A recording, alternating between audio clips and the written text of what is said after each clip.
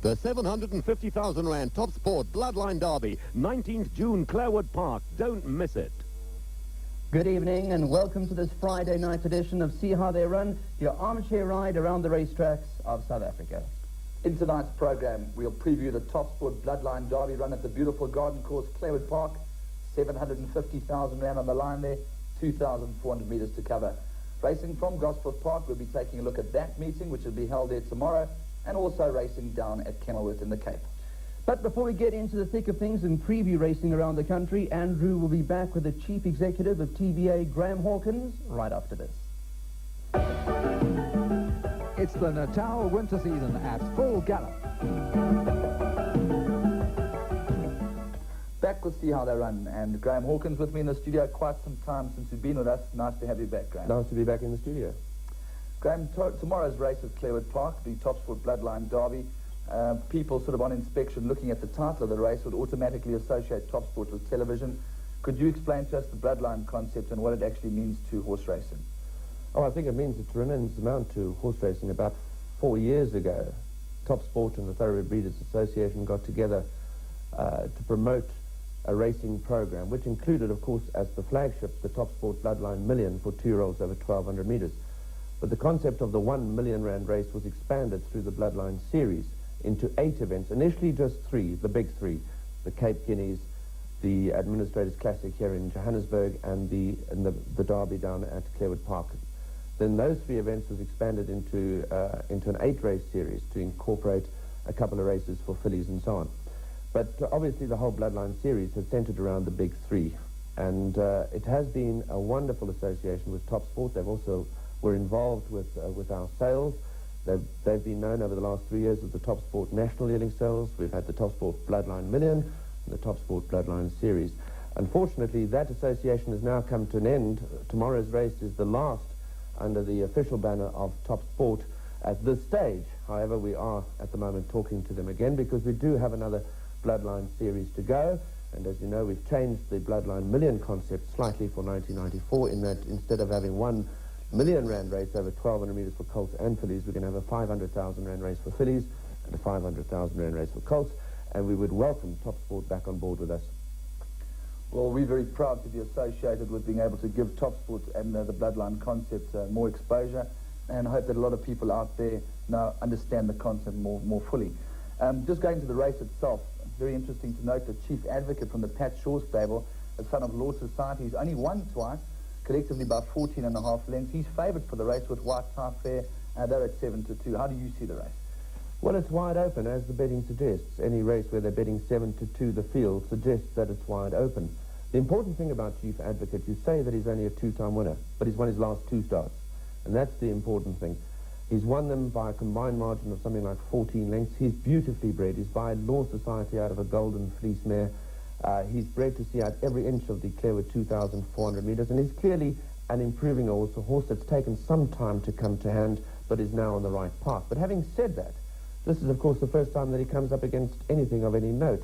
White Tie Fair ran 4th in the SA Derby. Pajama Party ran 3rd in the SA Derby.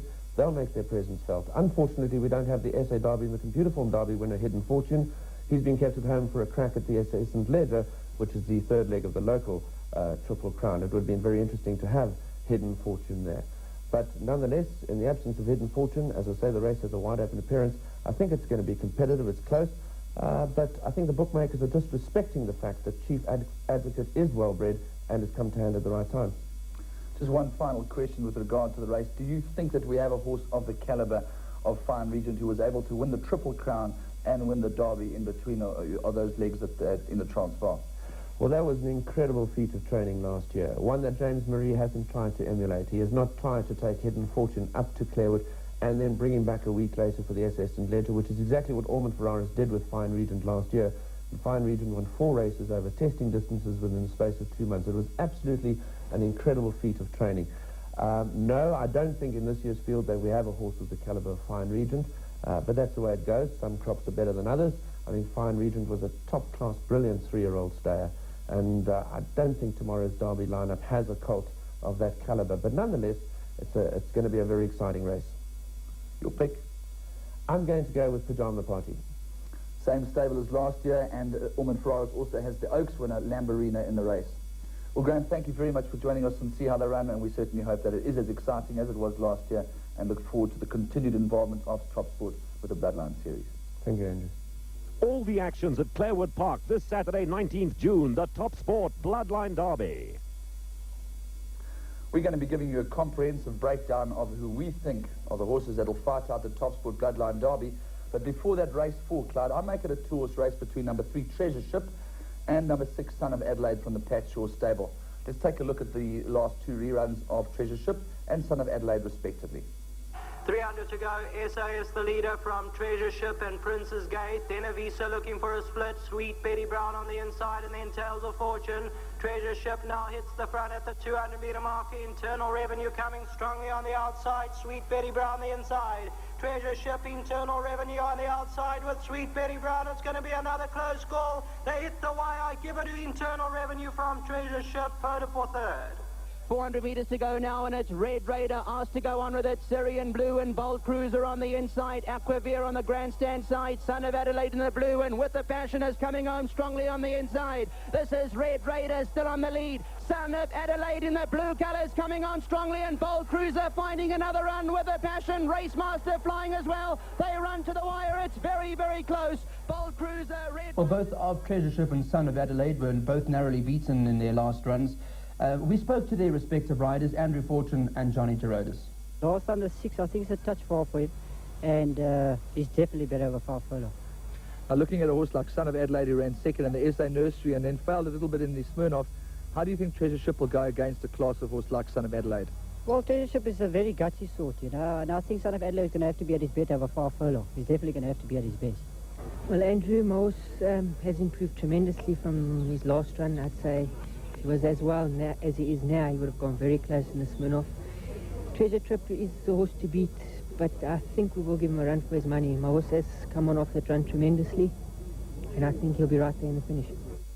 Well, we believe here on See How They Run that we'd be absolutely astounded if anything were to beat Treasure Ship or Son of Adelaide. And whether you're taking swingers, exactas or trifectas, we believe you'll be in the payout queue. Most definitely. It should be a two-horse race, race 4, the first leg of the pick 6. Now let's move on to race number 7, the main attraction at Clairwood Park tomorrow, the Top Sport Bloodline Derby, over 2,400 metres with 750,000 randers on the line. Yes, and I think what we should do now is take a look at a montage of some of the fancied runners, starting off with the favourite, Chief Advocate. Chief Advocate now strikes the front at the right time. Down the inside, Lone Wolf McQuaid is coming home strongly. That's Chief Advocate, Lone Wolf McQuaid on the inside of that, but Chief Advocate, too many guns for this field.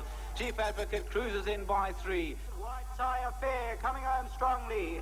Greg Norman and White Tie Affair past the 150. White Tie Affair and Greg Norman, nothing in it. Greg Norman, White Tie Affair plugging back gamely on the outside. White Tie Affair and Greg Norman, but White Tie Affair won it. Greg Norman, Lord Maidford and Imperial Lord ran 4th. 300 metres to go. Ringwaneo clear. 3 lengths. Scuba Kingdom trying to close in. Ringwaneo, Scuba Kingdom coming with a good challenge on the outside. Ringwaneo and Scuba Kingdom over the last 100, but Ringwaneo continuing to hold on as they rush to the wire. Ringwaneo won it from Scuba Kingdom, Mystery Kid, and Where To Now. But it's Superdome by a length and a half, and Hidden Fortune now beginning to close in up on the outside. Hidden Fortune coming home strongly. Superdome down the inside, come down to these two. Hidden Fortune on the grandstand side is too powerful for Superdome. He'll win it by a length. Pajama Party was third, then Soviet Rising. Well, I have no doubt that Hidden Fortune is one of the greatest players that we've got in South Africa, which brings Superdome into the race with a very big chance. Indeed it does, and Pajama Party, Graham Hawkins' selection, will also have to come into the race with a big chance. But I'm going to go with Tony Millard. I'm going to go with Ringwaneo. I think he's coming to form at the right time, and you know, Millard horses in the Derby, very hard to beat. I do respect Chief Advocate, though.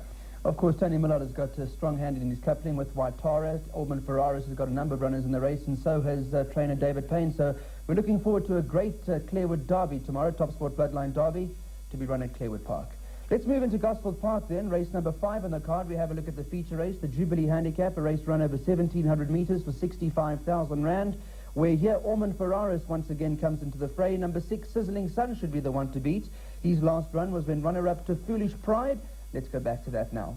They enter the final 200 now. It's Sizzling Sun and Foolish Pride. Foolish Pride starting to extend his advantage now. Gone clear a length. Foolish Pride in a galloping mood once again today and going clear to win it.